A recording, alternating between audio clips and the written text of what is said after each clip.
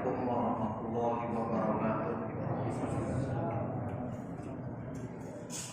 Innal hamdalillah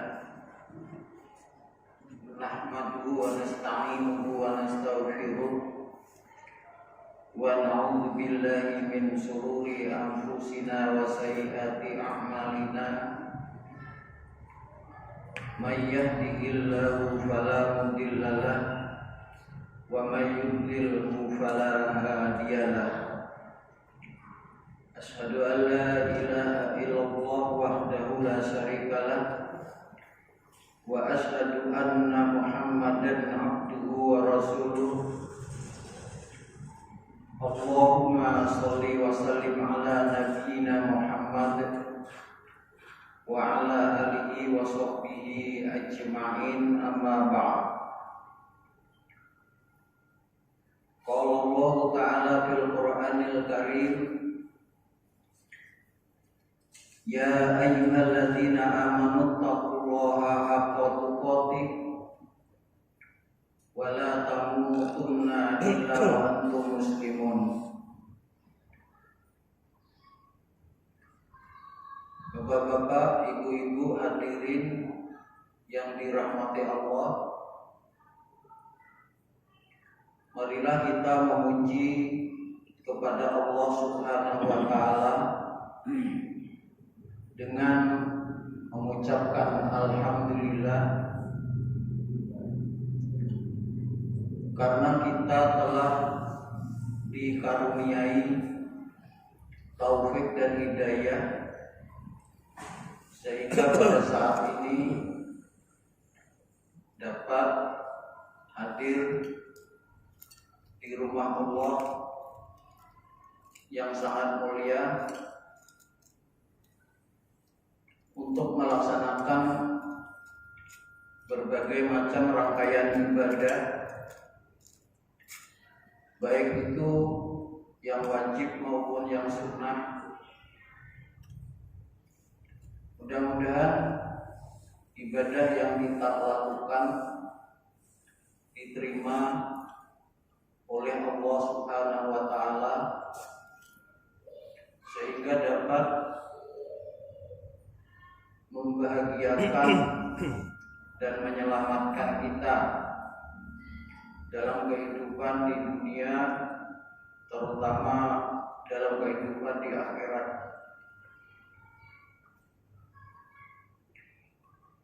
Sudah 1 bulan saudara-saudara kita ramai untuk memperingati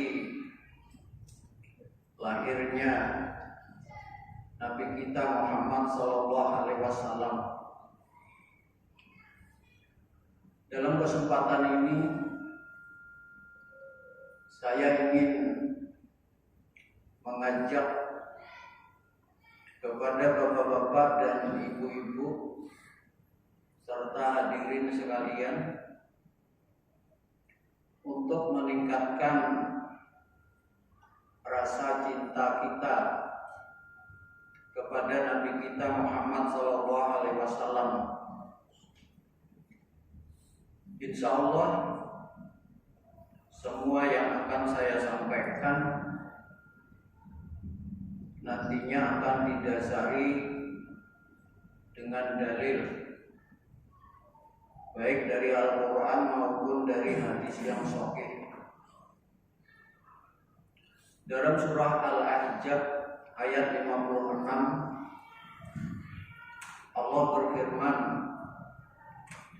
Innallaha wa malaikatahu yusholluna 'alan nabi ya ayyuhalladzina amanu shollu 'alaihi wa sallimu taslima. Dalam ayat ini Allah menghabarkan kepada hamba-hambanya akan kedudukan yang tinggi dan mulia terhadap salah seorang hamba Allah dan Rasulnya yaitu Nabi Muhammad SAW, bahwasanya Allah memujinya, menyanjungnya, memuliakannya dan membesarkannya di hadapan makhluk-makhluknya. Yang kedua, Allah memerintahkan penghuni alamul a'la, yaitu para malaikat, untuk bersolawat kepada Nabi kita Muhammad SAW. Yang ketiga, kemudian Allah memerintahkan orang-orang yang beriman yang ada di permukaan bumi supaya mereka bersolawat dan mengucapkan salam kepada Nabi SAW. Di dalam sebuah hadis, Rasulullah SAW yang merupakan makhluk paling mulia semenjak Nabi Adam alaihissalam sampai manusia terakhir, bersabda, la yu'minu ahadukum hatta akuna ahabba ilaihi min waladihi wa walidihi wan nasi ajma'in. Tidak sempurna iman seseorang di antara kamu sehingga aku lebih dicintai dari anaknya, dari orang tuanya, dan dari manusia seluruhnya. Riwayat Bukhari, Muslim, An-Nasa'i, Ahmad. Wa fi riwayatin li Muslimin wan Nasa'i hatta akuna ahabba ilaihi min ahlihi wa mali. Dalam riwayat bagi Muslim dan Nasa'i, sehingga aku lebih dicintai dari seluruh keluarganya dan hartanya. Kemudian riwayat dari Abdullah bin Hisham, dia berkata, adalah kami bersama Rasulullah SAW, wa huwa ahidun biyadi Umar bin Khattab, sedang dia menggandeng tangan Umar bin Khattab. Faqala lahu Umar, kemudian Umar bin Khattab berkata kepada Rasulullah SAW, ya Rasulullah, wahai Rasulullah, anta ahabbu ilayya min kulli syai'in illa min nafsi. Engkau lebih mencintai dari segala sesuatu kecuali diriku sendiri.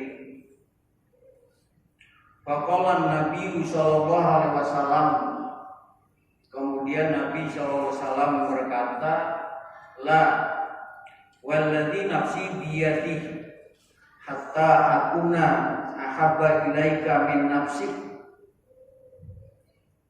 Rasulullah sallallahu alaihi wasallam berkata, tidak, wahai Umar, demi jiwaku yang di tangannya, sehingga aku lebih engkau cintai dari dirimu sendiri. Faqala lahu Umar, kemudian Umar berkata, fa innahul an wallahi anta ahabbu ilayya min nafsi.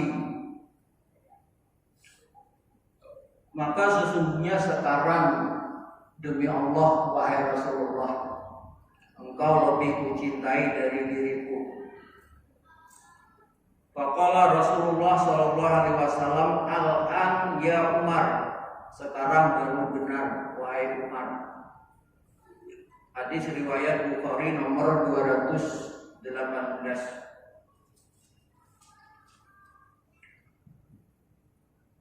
Allah berfirman, An-nabiyyu aula bil mu'minin min anfusihim.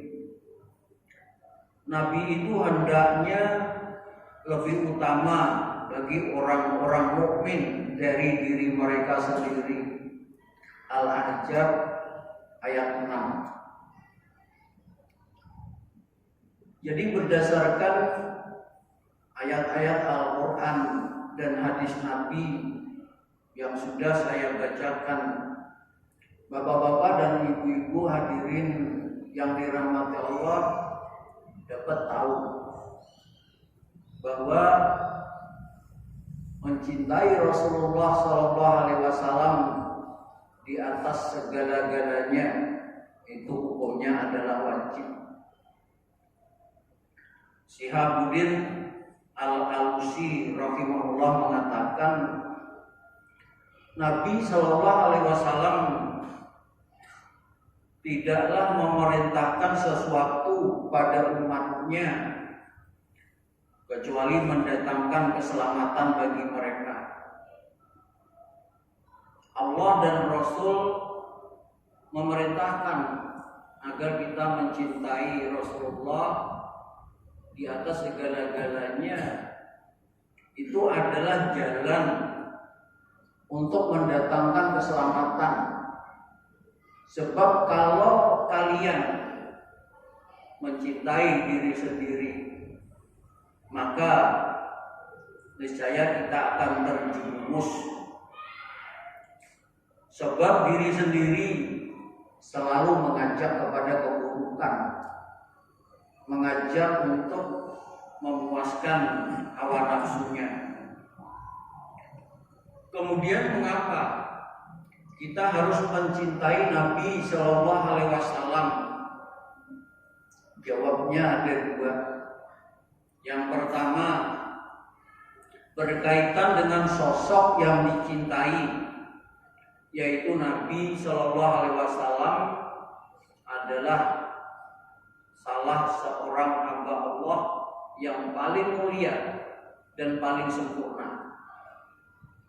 Bahkan pada diri beliau itu dilengkapi dengan 4 sifat yang sempurna untuk menjadi seorang utusan Allah, yaitu siddiq, tabligh, amanah, dan batonah. Jadi dengan kesempurnaan dan sifat yang 4 tersebut, maka tidak mungkin kita sebagai manusia, kita sebagai umat Nabi Muhammad SAW itu didustai oleh beliau. Gak mungkin bahwa kita diperintahkan untuk mengerjakan yang menyebabkan kita susah, yang menyebabkan kita celaka. Tetapi semua yang diperintahkan itu adalah untuk keselamatan dan kebahagiaan kita semua. Oleh karena itu Allah berfirman, laqad ja'akum rasulun min anfusikum azizun 'alaihi ma anittum harisun 'alaikum bil mu'minina raufur rahim. Telah datang seorang rasul dari dirimu sendiri, dari kalangan kamu sendiri, berat terasa olehnya penderitaanmu, sangat menginginkan keselamatan bagimu. Coba renungkan ayat itu. Berat terasa olehnya penderitaanmu. Berat sekali kita hidup di dunia ini. Kalau salah kita akan celaka. Jadi Nabi kita Shallallahu Alaihi Wasallam itu merasakan penderitaanmu dan sangat menginginkan keselamatan bagimu. Oleh karena itu Rasulullah berjuang bersama para sahabat, mempertaruhkan nyawa, mempertaruhkan seluruh harta habis-habisan. Untuk apa? Agar supaya Islam sampai ke tempat kita. Bahkan tatkala beliau akan meninggal dunia, beliau menyebut ummati, ummati, ummati, umatku, umatku, umatku. Jadi oleh karena itu, maka di dalam kehidupan ini hendaklah kita mencintai Rasulullah Sallallahu Alaihi Wasallam berkaitan dengan sosok beliau yang begitu cinta kepada kita. Kemudian selanjutnya, yang kedua, faedah yang diperoleh jika kita cinta kepada Nabi Sallallahu Alaihi Wasallam. Yang pertama, kita akan mendapatkan manisnya iman. Ini penting, karena dengan mendapatkan manisnya iman, kita akan bahagia, senang dengan keimanan yang kita miliki. Kemudian berjuang untuk meningkatkan keimanan tersebut. Dasarnya apa? Dasarnya adalah sabda Nabi Sallallahu Alaihi Wasallam, salasun man kunna fihi wajada halawatal iman. 3 perkara. Barang siapa dia memiliki 3 perkara tersebut, maka dia akan merasakan manisnya iman.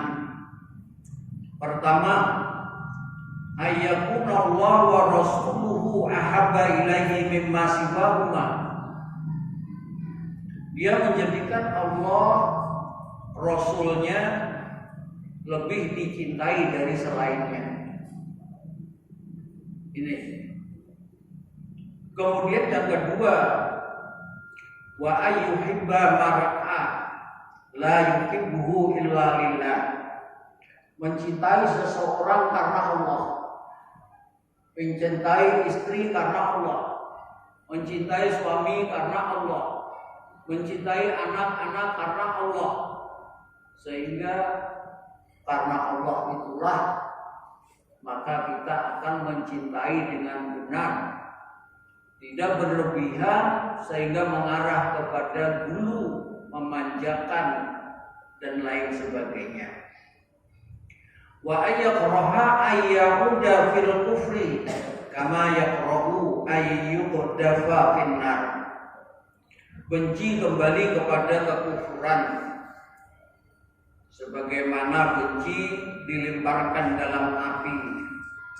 Bukhari nomor 16, Muslim nomor 43. Kita sekarang melihat kadang-kadang baru-baru ini terjadi orang Islam begah, murtad, kemudian masuk agama lain, dan itu sering terjadi.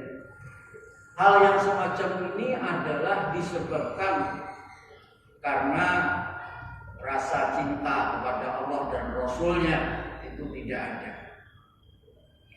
Kemudian yang kedua, keuntungan kalau kita cinta kepada Nabi Sallallahu Alaihi Wasallam adalah ada hadis riwayat dari Anas bin Malik.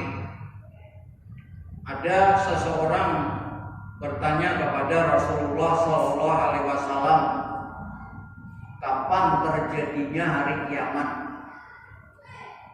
Rasulullah Sallallahu Alaihi Wasallam kembali bertanya, apa yang kamu persiapkan untuk menghadapi hari kiamat itu? Sahabat tadi menjawab, saya tidak mempersiapkan apa-apa selain cinta Allah dan cinta Rasulnya. Rasulullah Shallallahu Alaihi Wasallam kemudian bersabda, anta ma'a man ahbabta, engkau bersama dengan orang yang engkau cintai. Dalam riwayat lain, Anas bin Malik berkata, tidak ada perkataan yang paling menggembirakan bagi kami selain ucapan Rasulullah, anta ma'a man ahbabta, engkau bersama dengan orang yang engkau cintai. Kemudian Anas berkata, maka saksikanlah, saya cinta kepada Muhammad SAW, saya cinta kepada Abu Bakar, saya cinta kepada Umar, walaupun saya tidak bisa beramal seperti mereka. Kemudian yang ketiga, dengan cinta kepada Rasulullah SAW, maka berarti orang tersebut telah dapat menyempurnakan iman. Dalam hadis riwayat Bukhari nomor 3688, Rasulullah bersabda, la yu'minu ahadukum hatta akuna ahabba ilaihi min waladihi wa walidihi wan nasi ajma'in. Tidak sempurna iman seseorang kecuali sehingga aku lebih dicintai dari anaknya, dari orang tuanya, dan dari manusia semuanya. Kemudian Ibnu Katsir rahimahullah mengatakan, tatkala membaca surah At-Taubah ayat 24 yang menyatakan qul in kana aba'ukum, jika adalah ayah-ayah kamu, wa abna'ukum wa ikhwanukum, anak-anak kamu, saudara-saudara kamu, wa azwajukum wa asiratukum, istri-istri kamu, wa asiratukum, keluarga kamu, wa amwaluk taraktumuha, harta yang kamu perkuat, yang kamu usahakan, wa tijaratun tahsawna kasadaha, dan perdagangan yang kamu takuti kerugiannya, wa masakinu tardawnaha, tempat tinggal yang kamu cintai, ahabba ilaikum minallah wa rasulihi wa jihadin fi sabilillah, lebih kamu cintai dari Allah, dari Rasulnya, dan jihad di jalannya. Fatarabbasu hatta ya'ti Allahu bi amri, maka tunggulah musibah dan malapetaka akan menimpa kalian. Ini adalah penafsiran Ibnu Katsir dalam kitab Muassasah Al-Qurtubah. Jadi dengan penafsiran Ibnu Katsir yang begitu tegasnya bahwa kalau kita dalam hidup ini lebih mencintai orang tua, harta, kekayaan, perniagaan, maka tunggulah musibah, kecelakaan akan menimpa kamu. Ancaman yang keras ini menunjukkan bahwa mencintai Rasulullah Sallallahu Alaihi Wasallam melebihi makhluk lain, hukumnya adalah wajib. Kemudian yang lebih penting, cinta kepada Nabi Sallallahu Alaihi Wasallam ini tidak bisa hanya sekedar pengakuan semata. Ini harus dibuktikan dalam kehidupan beragama. Yang pertama apa? Bukti bahwa cinta kepada Nabi Sallallahu Alaihi Wasallam. Yang pertama adalah mendahulukan dan mengutamakan beliau dari siapapun. Dalilnya apa? Dalilnya banyak.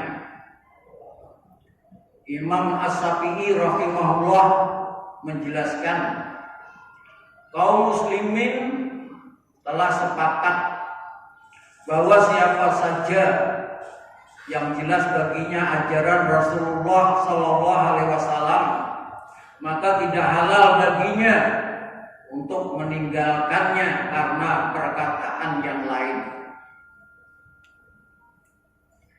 Abdullah bin Abbas, ulamanya para sahabat, berkata, hampir-hampir langit runtuh gara-gara aku berkata Rasulullah bersabda. Kalian menjawab Abu Bakar dan Umar berkata. Jadi ucapan Rasulullah SAW tidak boleh dibenturkan dengan ucapan siapapun, termasuk manusia terbaik di dunia selain para nabi dan rasul, yaitu Abu Bakar alaihissalam, kemudian Umar bin Khattab, apalagi ulama-ulama pada saat ini. Imam Syafi'i pernah membawakan sebuah hadis.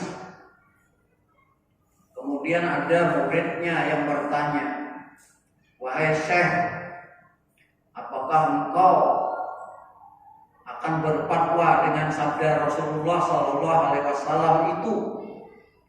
Imam Syafi'i badannya bergetar karena marahnya. "Apakah kamu melihat aku berkalung salib?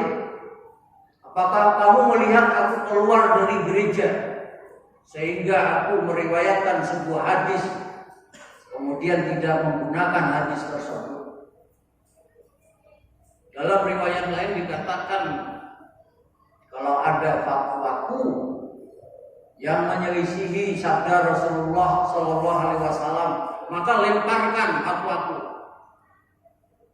kembali kepada sabda Rasulullah SAW. Ini yang pertama. Oleh karena itu hadirin dalam kehidupan sehari-hari, apabila kita berjumpa dengan fatwa seseorang menyelisih hadis Nabi yang sahih, kemudian dipahami oleh para sahabat dengan pemahaman yang berbeda dengan orang-orang akhir, maka kembalilah kepada sabda Nabi. Ini namanya mengutamakan. Orang yang cinta kepada Nabi, yang perlu diperhatikan yang kedua adalah membenarkan segala apa yang disampaikan oleh Nabi SAW. Baik itu berita-berita yang telah lalu, baik itu yang sedang terjadi, baik itu yang akan terjadi, baik itu kejadian di alam akhirat nanti. Kenapa kita harus membenarkan? Karena Nabi kita Muhammad SAW yang kita cintai itu di dalam surah An-Najm ayat 1 sampai 4, Rasulullah berfirman, "Wan najmi idza hawa ma dhalla sahibukum wa ma ghawa wa ma yantiqu 'anil hawa in huwa illa wahyu yuha." Demi bintang ketika terbenam, kawanmu Muhammad tidak sesat dan tidak pula keliru, dan tiadalah yang diucapkannya itu menurut kemauan hawa nafsunya. Ucapannya itu tiada lain hanyalah wahyu yang diwahyukan kepadanya, karena itu pasti kebenarannya. Al-haq min rabbika, kebenaran itu adalah dari Tuhanmu. Yang ketiga, orang yang mengaku cinta kepada Rasulullah SAW harus beradab di sisi Nabi SAW. Tidak boleh berkata mendahului perkataan Rasulullah SAW. Tidak boleh lebih nyaring dari ucapan Rasulullah SAW. Di antara bentuk adab kepada Nabi SAW, memuji beliau dengan pujian yang layak baginya. Pujian yang paling mendalam ialah pujian yang diberikan oleh Rabb-Nya dan pujian beliau terhadap dirinya sendiri. Batasilah Sholawat sesuai dengan riwayat yang sahih semuanya ada 6. Jangan menggunakan riwayat-riwayat yang dulu berlebihan sehingga nantinya akan mengangkat Muhammad sebagai hamba Allah menjadi Tuhan yang dituhankan.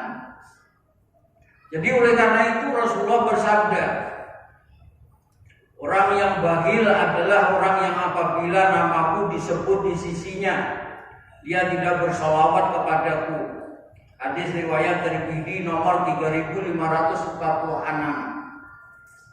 Kalau ingin hadisnya berbunyi al-bakhilu alladzi man dzukirtu indahu falam yusolli alayya.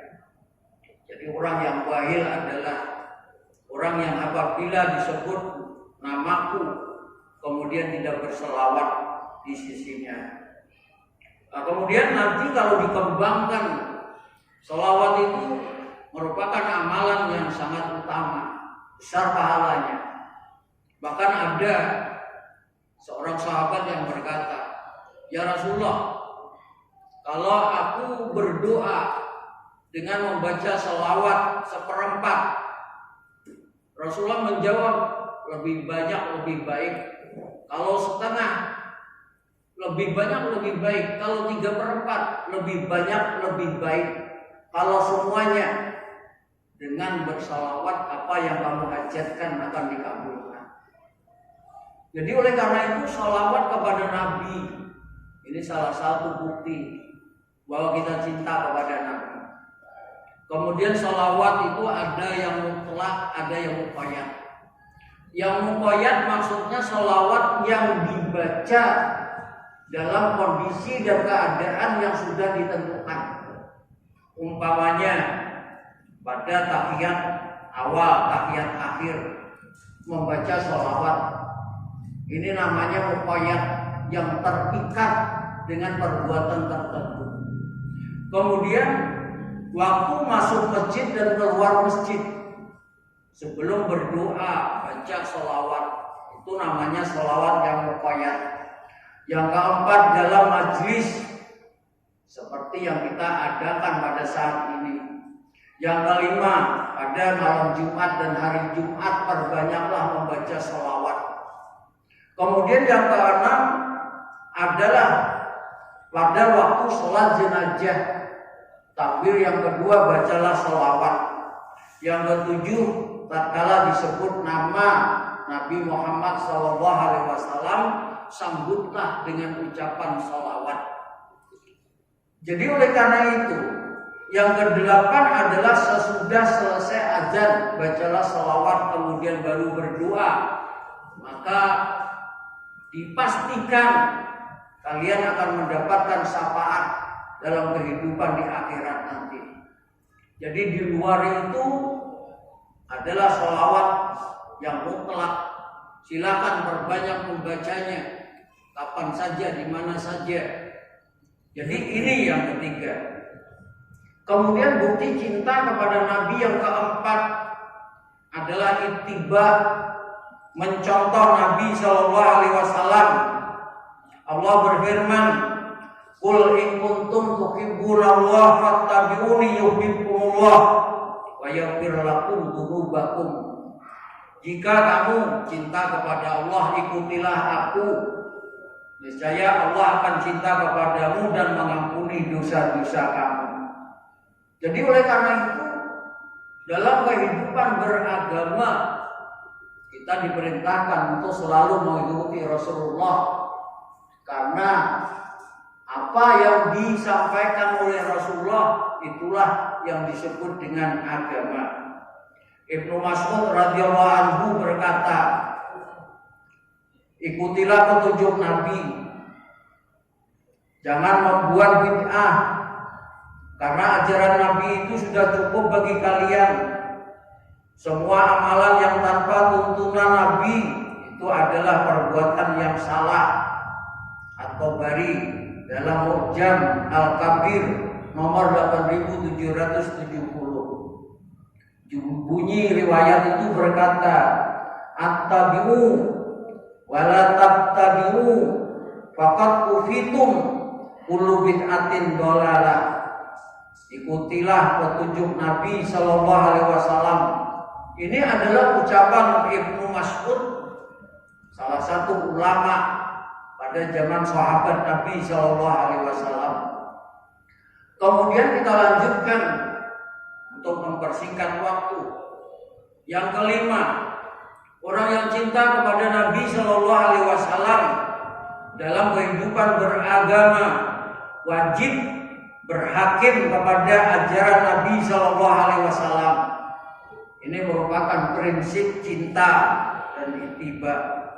Allah berfirman, "Fala wa rabbika la yu'minuna hatta yuhaqqimuka fima shajara bainahum, tsumma la yajidu fi anfusihim harajan mimma qadaita wa yusallimu taslima."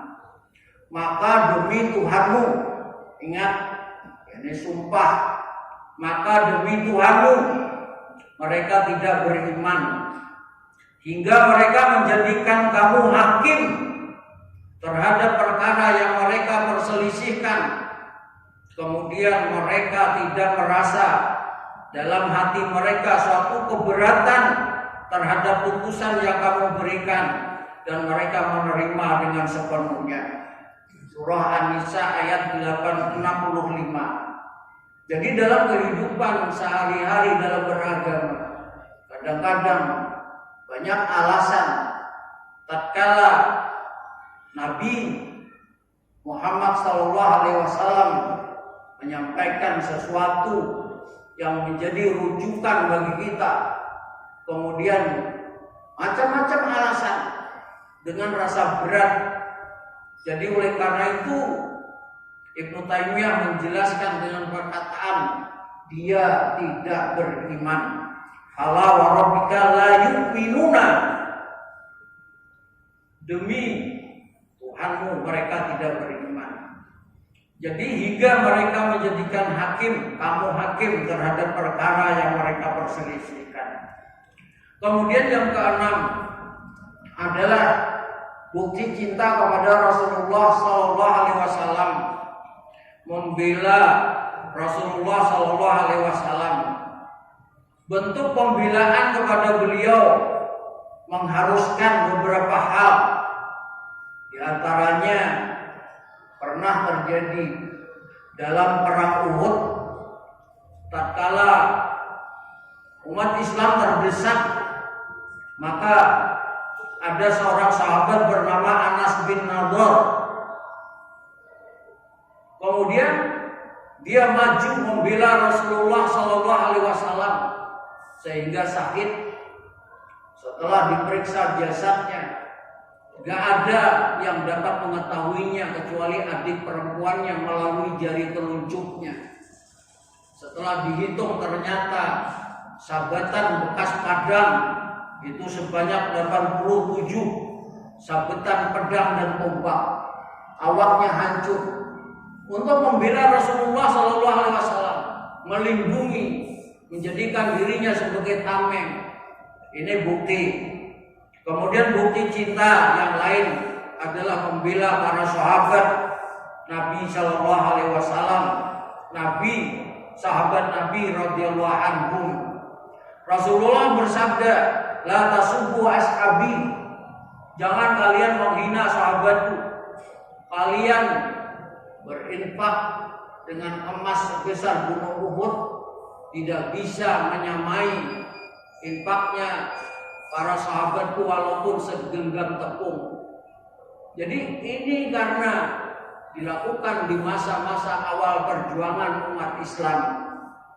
Kemudian Imam Malik dan selainnya rahimahullah mengatakan, sesungguhnya Rafidah, yaitu Syiah, itu hanyalah ingin mencela Rasul. Jika seseorang mengatakan bahwa orang itu jelek, maka berarti sahabat-sahabatnya juga jelek.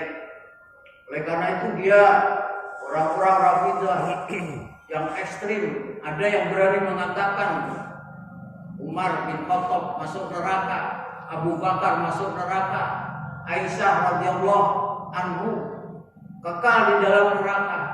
Padahal mereka adalah orang-orang yang oleh Allah itu jelas-jelas dicintai dan diridhoi. Sebagaimana di dalam surah At-Taubah ayat 100 Allah berfirman, "Was-sabiqunal awwalun minal muhajirin wal ansor." Orang-orang yang mula-mula masuk Islam, siapa? Para sahabat. Minal muhajirin wal ansor, yaitu dari kalangan muhajirin dan ansor. Walladzina tabauhum bi ihsan, dan orang-orang yang mengikuti mereka dengan baik, radhiyallahu anhum, Allah ridho kepada mereka. Kalau Allah sudah ridho kepada mereka, mereka jelas masuk surga. Jadi oleh karena itu mereka harus dibela. Membela para istri Nabi, para ummahatul mukmin. Jadi ibu-ibu orang mukmin. Oleh karena itu Imam Malik mengatakan, siapa yang mencela Abu Bakar pantas dihukum cambuk.